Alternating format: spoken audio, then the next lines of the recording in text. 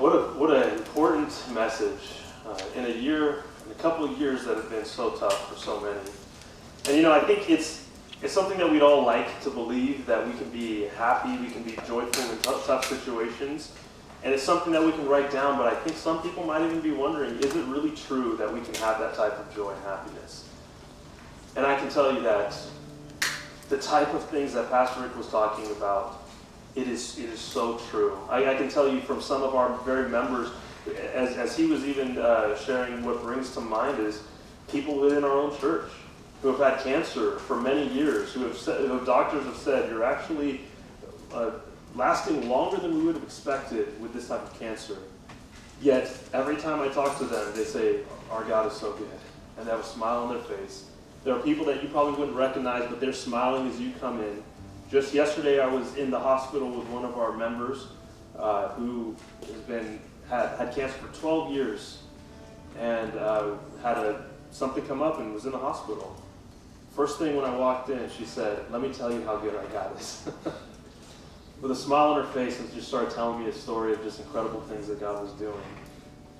If you can sit in a hospital bed when you have cancer and talk about the goodness of God with a smile, there's something different about you.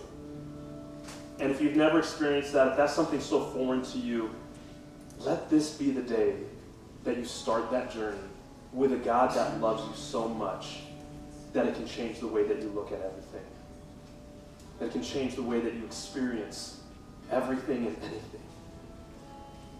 And if you prayed that prayer with Pastor Rick today, if you're saying, I want that in my life, and if you say, God, I want you in my heart, I want you to lead me, I want you to give me purpose and meaning, I want my life to be about you. If you made that decision for the first time, you can go ahead and pull out your connection card. Actually, why don't we all pull out those connection cards?